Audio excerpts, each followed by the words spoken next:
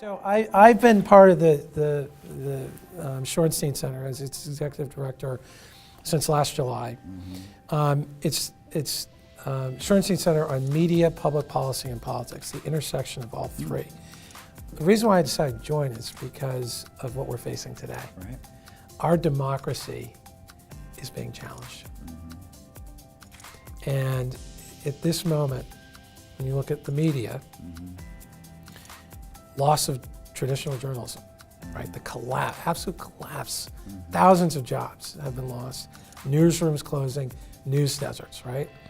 The proliferation of misinformation, disinformation on these platforms where people are getting their news, you know, Facebook, Twitter, Instagram, all the rest.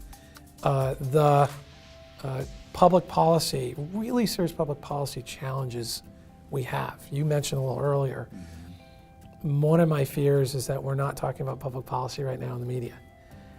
We're talking about the horse race. Who's up, who's down, who won, who lost. Meanwhile, what we're not talking about is what policies are in place or not in place to address the defining issue of our time, economic inequality, defining challenge of our time, climate change, right?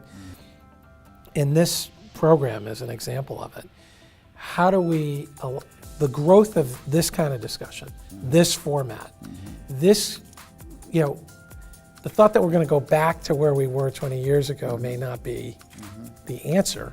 What may be the answer is looking at these new mediums and having this kind of conversation, the kind of journalism that could actually have growth, right? Television podcasts, and other mediums. I was talking to someone the other day about this very question, who's been in the news, run a major magazine. She said to me, I think what's going to have to happen is journalists are going to have to adjust to the new medium and use their toolkit of verification, real questions, you know, to be answered, substance.